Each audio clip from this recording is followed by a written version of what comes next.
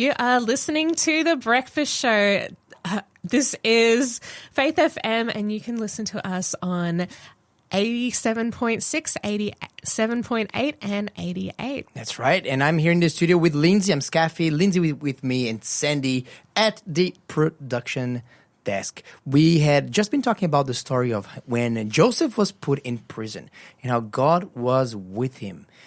And this is something we can be grateful for. God, where is God when lives are taking in unexpected turns? And oftentimes turns that are not favorable. Well, God was right with Joseph and God is right with us. If you need to learn more about that message, you can catch us up at the podcast that will be released later today, or you can request our special book, hashtag Joseph to 0491 064669, and you can soak in more of that story in a way that it's going to transform your life.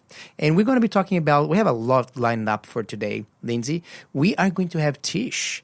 Tish, our very own producer Tish, is going to be coming up today at about 7:30. And she is going to be sharing her testimony, her story of how, even at a very young age, how becoming sick actually healed her. Wow. And saved her. So she's going to be sharing with us her story, her testimony. I'm also going to be looking at did you know that the Orthodox Christians, they celebrate Christmas at a different date? Isn't it around like the 6th of January or something? 7th of January, that's so right. Close. And President Vladimir Putin, in an event celebrating that mark, he made a remark that the former Archbishop of Canterbury labeled as complete heresy. Now, if it's heresy or not, we'll let you decide on that one. But we're going to be talking about that a little bit later today, because now we have a quiz question that producer Sandy will service. So, Sandy, can you please let us know what's the next one? According to Ecclesiastes, if a man is lazy, what begins to sag? According to Ecclesiastes 10:18, I'll give you the chapter and the verse. According to Ecclesiastes 10:18, if a man is lazy, what begins to sag? 0491064669 is our text message number. No, Lindsay, no. Okay, I tried. Ecclesiastes 10:18. According to Ecclesiastes 10:18, if a man is lazy, what begins to sag? I need to give another word for sag. Sag, like it stops being strong, I guess. And I was so close. So wasn't I? Hold on, let me have a look at this. Yes, but also no. So yeah. All right, I don't know. The answer is I don't know. I'll have to look. Have a look. Ecclesiastes 10:18. Yeah. I'll guess lazy, that one. Oh no! All right, I was wrong. To sag. No, Skafy. No, okay, I don't know. I'll have to wait for the answer. Help us out here. Yes, that's right. Lindsay's looked it up. Lindsay's found the answer. Okay, well done. We can always find our ansers in the scripture. That's right. There yes, we go. you can actually play open book exam, guys. Yeah. Now, right. I haven't told Lindsay yet. But Lindsay, we have a bit of an unspoken rule going on here on that side of the studio. And what's that? Which is, if we don't know, you and I, we don't look it up. We own our ignorance. Oh, okay. I tried without, and then I looked it up for the second try. Yes, I know. Still. But yeah, for me, I think that's fair. But if but that's just for us here. Producer Shell if she has the rules, then that's right. Yeah. And let me tell you, but that rule does not apply for you, radio friends. So you actually can go into the Bible and look look it up, and then I let want us to know look it up and learn as well. Yeah, okay. But you learn from our listeners. We can learn from them as well. And okay? if you do forget what the question is, you can send us a message. I will type out the question and reference again and give it to you if you've missed that. Very with good. All our chatter. 0491 064669 is the number. If you do know the answer to that one, look it up. Help us out here, or help me out here, because Lindsay already knows the answer. But I do not, so I need some help. Okay, Lindsay. Yes. What's happening in space this year? There is a new space race by the sounds of it. Okay. But are we going to go back to the moon? Yes. There's 3 out of 4 stories this morning are related to going to the moon, and 1 is going to Mars. What? Man, okay, look, let's talk about it. This is an area that I absolutely love. Okay, what's going to happen? Tell me What's going to happen? Okay, so first of all, let's talk about NASA. What's NASA getting up to? So NASA is planning to return to the moon, and they're going to do it next month. What, already? Kind of. That soon? A little bit. So they're sending a team on the Orion capsule to go into lunar orbit for 10 days of testing to see how the technology goes, because then they plan to do another landing sometime in the early 2030s. Early 2030s. Man, So that's like 4 or 5 years away, maybe. Yeah. Wow. Yeah. Okay. All right. So they're going to shoot some guys up into space to circle and orbit the moon. Which for a would be little really bit. cool. Would you be keen to jump into that trip, or would you feel... I mean, I personally have no great ambition to do so, but I wouldn't mind. I would Like, love... If I was an astronaut, I would be totally like dreaming up with that. Cool. Yeah, imagine just like orbiting the moon and seeing the dark side of the moon. Look, and I'm happy to seeing the wait moon till we close. get to heaven, and then I can fly to all the different planets and Yeah, well, do things. you can do that as well. That's the safer way, for Yeah, sure. You're playing it 100%. safer. Yeah. Okay, so NASA is going to be sending some people this year, actually this next month. Yeah, in February And 2026. yeah, I'm wondering if they could, why like 4 years, 2030? Why don't they do just, hey, let's just do it by the end of the year or something? Well, I guess they're doing some tests to see how the capabilities and systems, including life support, communications, are all going to work on this capsule. So they're just making sure it works for 10 days, and then they're coming back, and then they're going to see how it went, and All right. then make any adjustments that they need Okay, to. put it on your calendar there so we can report the landing of the moon, the second one in 2030. Yeah. What's the next one? So- Next space enterprise. The next one is Blue Moon. It's also part of NASA's Commercial Lunar Payload Services program, but it belongs to Jeff Bezos, and it's his spaceflight company, and they will attempt a flight test and landing of their prototype lunar lander called the Blue Moon. Okay? So what this company does, they offer, so the NASA CLPS, the Commercial Lunar Payload Services Program, they offer grants and contracts for private space companies to develop and operate a suite of landers that could carry crucial supplies to future Artemis astronauts working on the lunar surface. Blue Origin, belonging to Jeff Bezos, has mostly restricted itself to launching the wealthy into low Earth orbit and satellite deliveries. So the Pathfinder mission that is about to take place represents a major shift in ambition for the company. So they're going to also be sending something up into space in the next 2-3 months. Okay, so but explain to me exactly what's going on there. So because Blue Origin, they basically they take it costs a lot of money. They take wealthy people up to the low orbit of the Earth and then back down, right? So that's one. So what's new? Are they going to be sending supplies to the moon? Is that the plan? Okay, like so- Amazon delivery, Prime delivery to the moon. Is that what's going to be it? So it says, as a flight test for the prototype of Blue Moon Mark 1 lander, the mission will demonstrate critical systems, including its BE-7 engine, cryogenic fluid power and propulsion systems, avionics, continuous downlink communications, and precise landing with an accuracy within 100 meters. Wow. So it plans to offer future Blue Moon Mark 1 missions to commercial, governmental, and institutional customers seeking lunar payload delivery. So I guess they're sending Amazon packages to the moon. That's right. That's the idea. I mean, that's literally the next frontier. Yeah. Of delivery people. Now we're delivering packages, Amazon packages to the moon. Yeah. So we have another group sending something to the moon. So this is China. They're sending asteroid sampling. They're doing a 7th moon mission.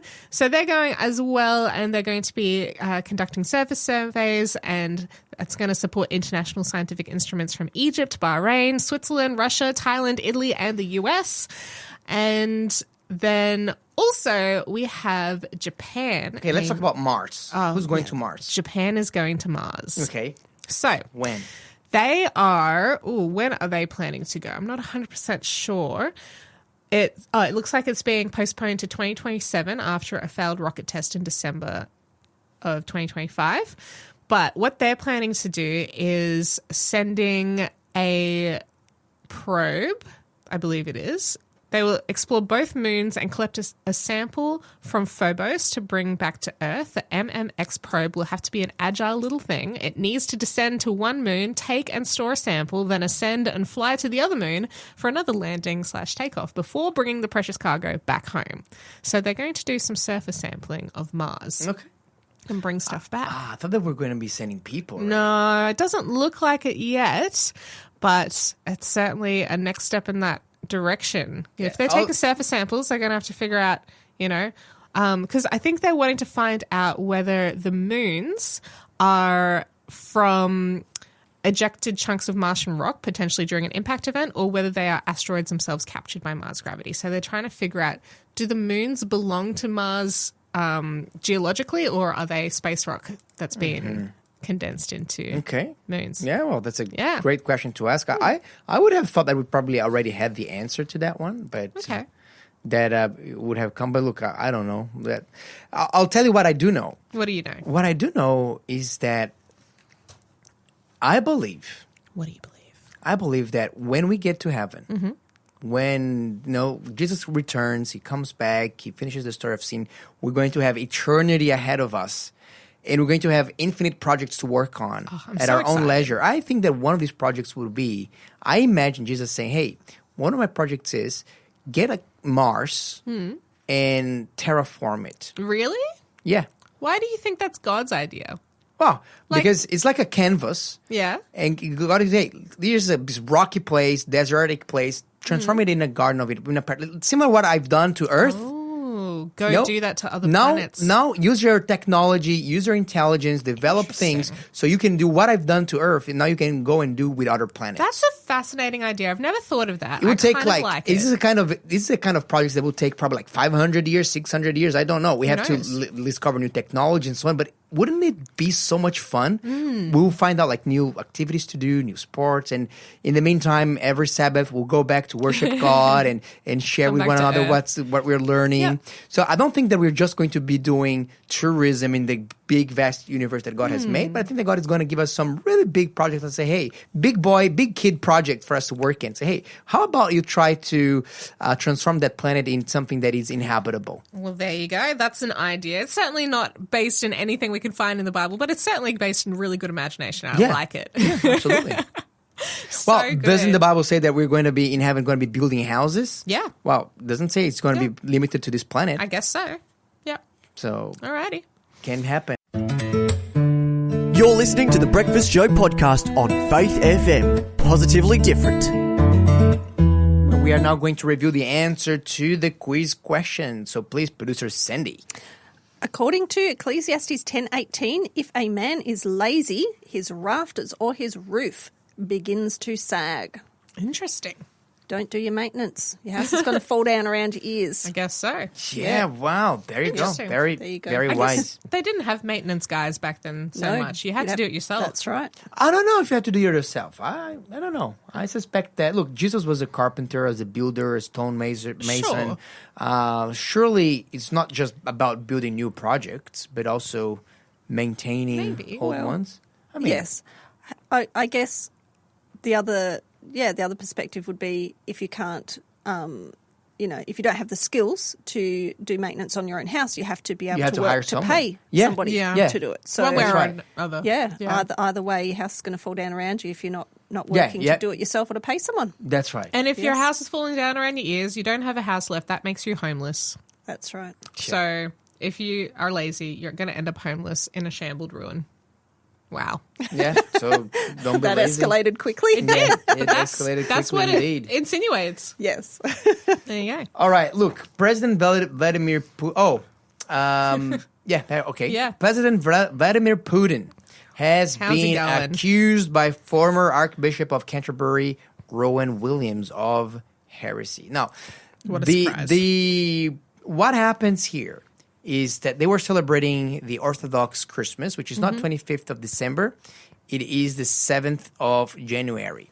Why is that different? Do you know why the difference? I'm not 100% sure. I think I did know this recently and then I forgot the exact Yeah. reason. Tell me why. Because look, most of the world we here in Australia we use the Gregorian calendar. So Yeah. the Gregorian calendar is named after Pope Gregory, I think the 13th. Whichever guy, And it was a pope that decided to replace the calendar, to update the calendar, because prior to that, so that was in the 15th century, 13th century, somewhere there. But what happened here? Oh, it was 16th century. Okay, Pope Gregory the 13th, and because before that time we used to use the Julian calendar, Yeah. which was instituted by whom? Julius Caesar. Julius Caesar. Yeah, Exactly. so a little bit older. A Like, bit older, 46 BC. Okay, so we're okay. talking about 2,000 here- years ago. Yeah, 2,000 years ago, so 16,000 years, 1,600 years before the Gregorian calendar. Mm-hmm. The problem with the Julius, so the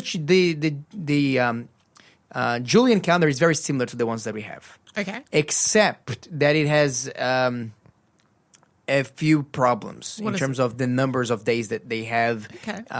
particularly in terms of leap years. Okay. So what happens that every year the Julian calendar loses every 128 years it loses one day. Oh, okay. Whereas the Gregorian calendar, because of the leap year system, it only loses one day every 3,236 years. Okay, So at some point in history, when the Gregorian calendar came up, we had to kind of made up for basically 15 years that was lost, and that was starting to mess up with the seasons and stations, and they were not aligning anymore. It was like kind of a skewing. It's kind of saying instead of okay. starting summer in March, the summer was starting in April, and then all of the seasons were starting a little bit later. So it was Sure. people were used to have a bit of stability around it. Yeah. And that's where the Orthodox Church and the Coptic Church, they adopt the Julian calendar for the religious feast. So it used to be the 25th of December in that calendar, but in our calendar is the 7th of January. But because okay. of these shifts, they don't align perfectly. Okay, so they Alrighty. drift over time. Well, that's beside the point. Okay. Because the point is what President Putin actually said What did he say? in this event, particularly with the family of soldiers that were there. This is what he says. Today, we are celebrating a wonderful and bright holiday of the birth of Christ. We often refer to Christ as the Savior because he came into the world to save all people, he said. And the Russian warriors, always carry out this very mission as if by the command of the Lord. A mission of defending the fatherland, defending our country and its people. People in Russia always treated their warriors as those who, acting at God's command, carry out this holy mission. Okay. So what people are reading behind this is, hey, people that are fighting and dying in Ukraine, they are doing so. They're actually, this is like a holy war. Yeah. It's a holy war. They're not going there for Putin. They're going there for the Lord Jesus himself. Okay. As if the Lord Jesus has, commissioned them to go out and invade the neighboring country and attack help them to annex some lands and everything. That's what the criticism has been. So the former Archbishop of Canterbury, Rowan Williams, said, we're talking about something which undermines a really fundamental aspect of religious belief, of Christian belief, which assumes that we have to defend God by violence. Yeah. So the Archbishop saying, look, God never asked us to use violence to defend him. So you could say they're seeing it as a duty to obey your king and your country, because God says, hey, obey the king. But to go to the next level and say, hey, you're actually doing a holy war here. You're obeying it's God. spiritual abuse. Yeah, you're obeying God by committing violence to quote unquote, and then people can ask, okay, how is that defending people? Like normally we think of defending when a country invades your country, and then you're defending. But when you are into someone else's country, is that still defending? So this reminds me of the way things used to be done thousands of years ago in all different pagan nations and everything around the ancient Near East. Like the way that people saw the world at that time was that they would go to war in order to gain more land, to have a greater I guess, property for the god, and that would make the god of that place more powerful and bigger and stronger. And so that's how holy wars used to be. But it sounds like Putin might be doing this. What he's saying is kind of mixing that with a bit of spiritual abuse in trying to hoodwink his own people into thinking that, you know, what they're doing is for a greater good than just him wanting them to go to war for him. That's right. Yeah. Absolutely. And look, and then we can say, okay, you know, what about the warriors in Ukraine? The ones that are also they will say defending themselves. Yeah. Are they also doing God's work there?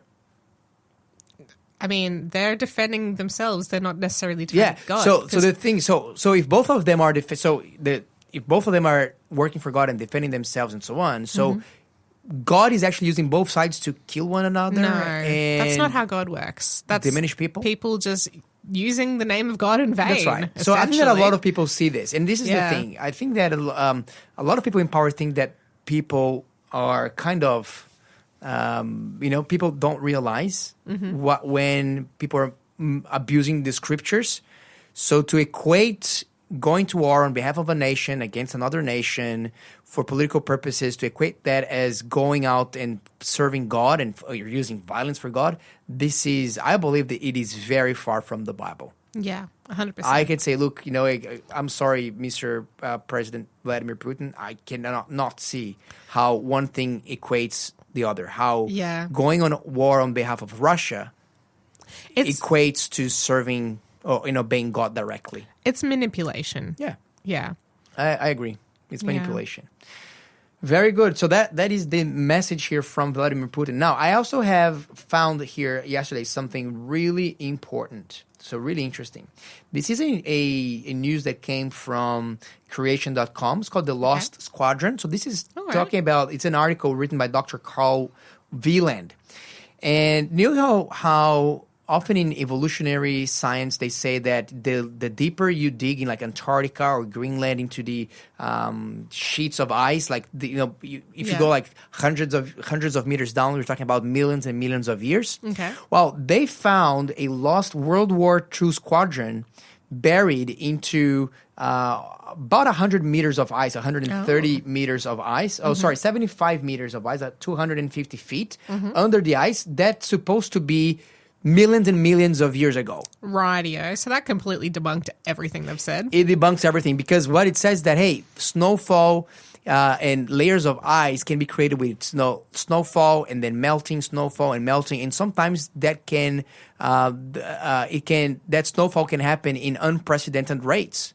And the proof is that we have these World War II bombers and fighter jets that were very well preserved under millions and quote unquote supposedly millions and millions of years of ice, which we know it's not millions of years because we have the stories of the pilots, and that happened only 70 years ago. Yeah. So a lot of the one of the things that often happen with we're talking about geological layers, we're talking about ice sheets in Antarctica or ice sheets in Greenland.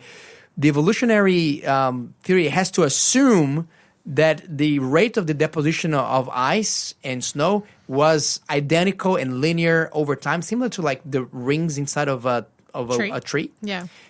But they're not even. It is not. Yeah. We have events where with exceptional amount of snowfall, we have events where that snowfall melts and becomes ice, and then more snowfall comes.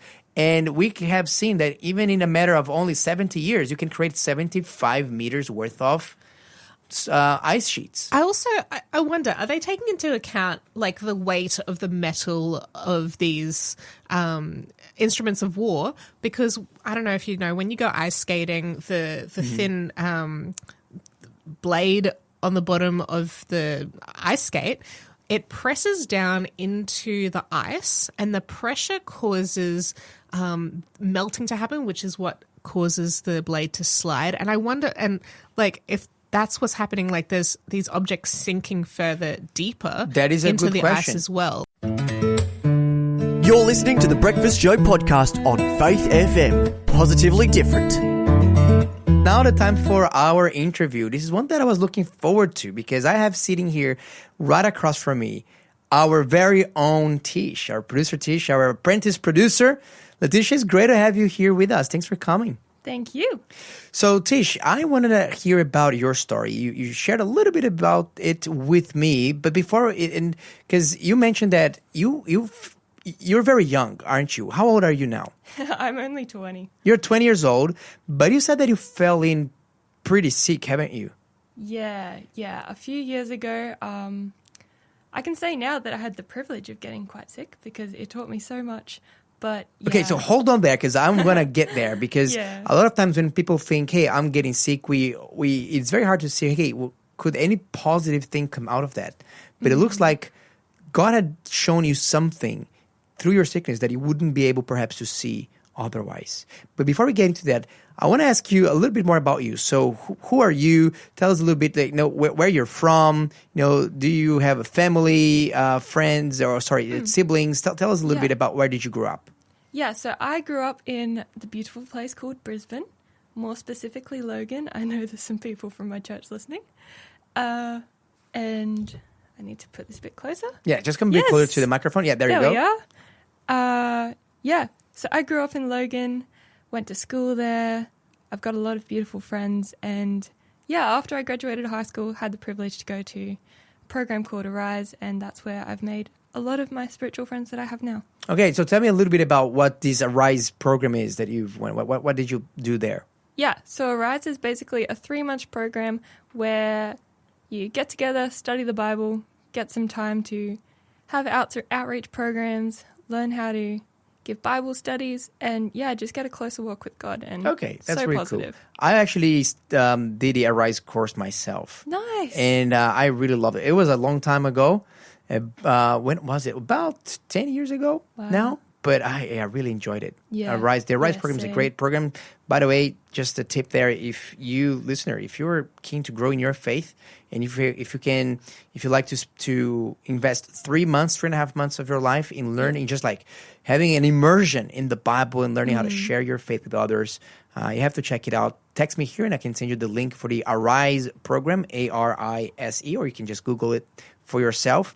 So, Tish, tell me, okay, so you went to Arise, and when everything started, so you grew up, I am imagining, fairly healthy.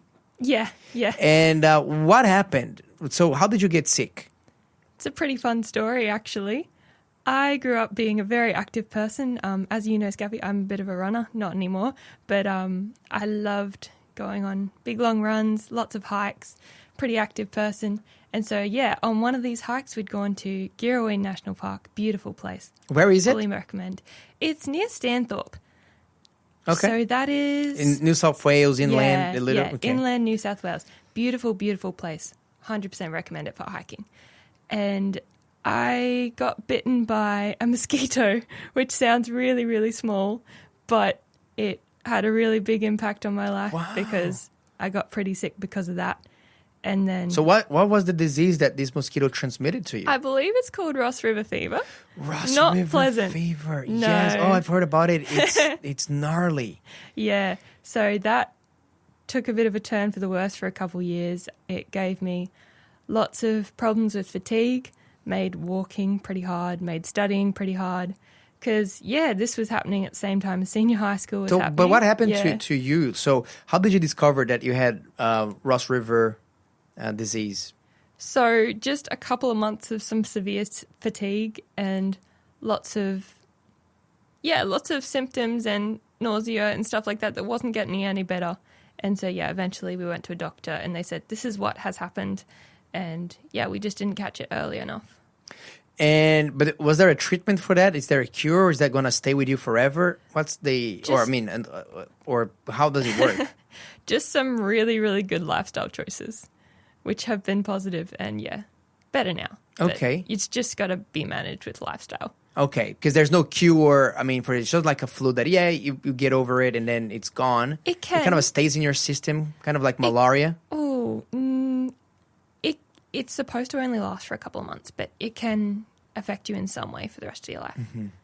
Okay, so you said that you got this. You're feeling extremely fatigued. Tell me a little bit about this fatigue. How does it feel like? So basically, like you wake up in the morning and you don't want to get out of bed, or you feel like sleepy throughout the day. Is that how it works? Yeah, you get really, really sleepy, pretty nauseous, your legs and your arms feel like they're made of lead, and basically, especially stairs. Stairs became my arch nemesis, if you will.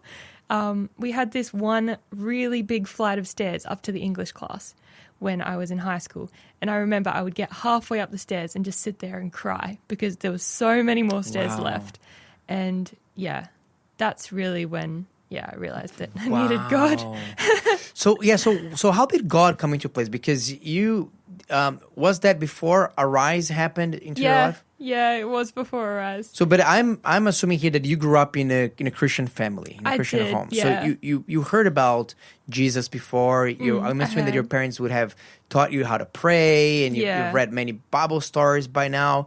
So, when all of this happens, how did God play a role into that story?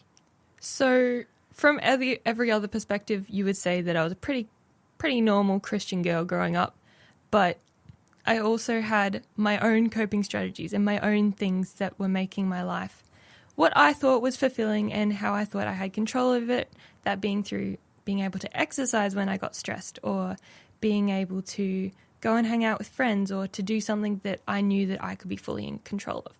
And when I fully lost control of everything that I thought I was able to do by myself, I realized that, I needed a personal relationship with God, because none of my own strength even existed anymore. I couldn't even control getting up the stairs on my own. Wow. So from that point, I had to realize that, it had to be God. I actually wrote down something that I'd written at that time, which is kind of what had to become what I was telling myself every day. It says, if who you are is dependent on what God can do, if who you are is not dependent on what God can do, you will never experience true joy. If you find your value in anything other than God and the promises of the Bible, you will be discouraged. Wow. And that became what I had to say every morning. I had to realize that I didn't have any strength of my own. And so every exam, every bit of study, even every single step I took had to be by the strength of God. There was literally nothing I could do to help myself. And in some ways, it's very sad that it got to the point that I had to have no ability of my own before I turned to God. But I'm still so glad that God was able to save me in that time. And he's been able to from that time forward. Wow, that's amazing. And so you lost everything. Like, you couldn't even go up the stairs anymore. And so I'm wondering here, how was your prayer? What did you say to God at that time when you're like sitting down at the stairs and you're crying and you realize, look, I need to reach out to God? What did you say to him? To start with, I can admit I was pretty stubborn, and most of the prayers were, God, I'm stuck on the stairs. Why in the world am I stuck on the stairs? And then from there, slowly progressed to, God, I know that you can help me get up these. I know that you can help me finish my study. I can't do it myself. I know I don't have the energy to, and you know that I don't have the energy to. But I'm learning to know that you're the one that made me. You're the one that gave me this energy. If there's anyone that can be helped because of this experience, please help me get up the stairs. Or please help me do this. And if it's not your will, that's okay. I'll sit on the stairs.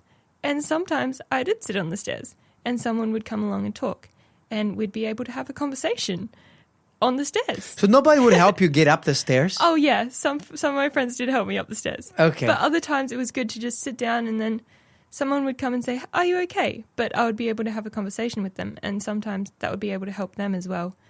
Wow. But it really, really helped me to realize that my plans for my life were probably actually very different to what God had, and it really taught me to rely on literally every single word and every single thing that God promises, because, none of my own strength could do that. So have you ever resented God's plan for you while you're going through that struggle? Do you ever, because you mentioned, you said, God, why am I sitting here down the stairs? So have you ever like resented and says, no, God, why me? Why now? And if yes, how did you deal with that resentment? Because clearly you are a girl that loved God, that loved Jesus, and clearly you know your eyes shine when you're talking about what God has done for you. So how did you go from resentment into trust? If you experience that resentment, maybe you haven't. I actually did. I regret to say that to start with, I was very resented. And when I first was laying down in bed for so long, as can be imagined, it felt very helpless. And I was pretty upset. I thought that everything was fine and that I'm just stuck here for no reason and what is going on? But yeah, as you said, slowly as I realised, and thankfully through my Sabbath school teachers as well, who were very patient with me and had very lovely things to say about God and about the things that we put into our bodies and the things that we allow to come out of our mouths. And little by little, things changed me. And I started being able to pray that God would use these experiences for good.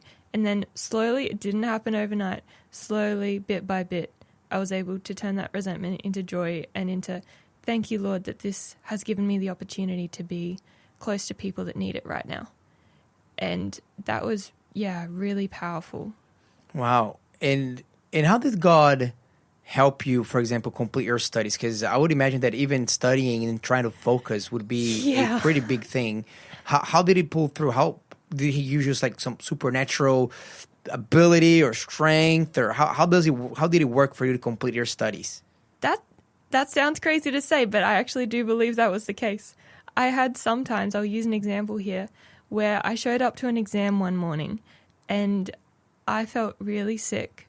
I didn't know how I was even going to be able to physically write my exam. This is for my finals in year 12. And I prayed before I got out of the car. I stood in line, waited for the exam to start, got inside the room. As soon as I sat down and we were at the table, I felt okay. My mind was clear. I didn't feel sick. I sat the 2-hour exam, might have been 2 hours and a half. I got up, walked out of the room, said goodbye to my friends. As soon as I got in my car, I have not been that sick in probably years. Wow. I couldn't move. I felt so nauseous and instantly got a fever. And I was in bed for the next at least day and a half. I think I slept for like 14 hours, I think it was. It was quite a while. So you could see, like, look, God really it was good. lifted up my so I could fulfill what needed to be done. Yes. And then as soon as that ended, it dropped it, kind of dropped back with full force. Wow. But several times, I have several stories, especially with exams and study, where I knew it was not me, because I would sit down, I would do the exam, and then I would leave the room and just straight back into can't do a thing. Or there'd be times where I needed to study and I would sit up for a certain amount of time, get like the amount needed that I needed to get done, and then I would just feel so sick again. Okay, I've got to go lay down again. Wow. And then I would pass. I passed every single thing in school, and I passed every single thing in uni so far, and I know that was not me. Wow. I can 100% testify that was only because of God. And look, this is a very powerful testimony, because you're studying nursing at the moment. Yes, right? I am. So you're going to be, if you're studying on how to help people heal and get better. Yeah. I am wondering here, if you could give a person in a similar situation, let's say it's a young man, it's a young woman, and perhaps they're teenagers, perhaps they are struggling at home, and they are blaming God for whatever happened to them. Maybe something that is completely out of their control. You've been to that experience. What would you say to them if they are losing hope, if they're bitter, if they are angry with God at their hearts? What would you say to them? Yeah. To start with, don't rule God out, for sure. He has such amazing plans for you. And secondly, just a Bible verse that I would leave with them would be 2 Corinthians 12:9. Which simply says, "My grace is sufficient for you, for my strength is made perfect in weakness. Therefore, most gladly I will rather boast in my infirmities, that the power of Christ may rest upon me." And I would encourage them to, see how God works and to not rule him out, because he's fully working for your good. Amen. Amen. Thanks for being a part of the Faith FM family. Join our community on Facebook or get in touch at 1-800-FAITH-FM.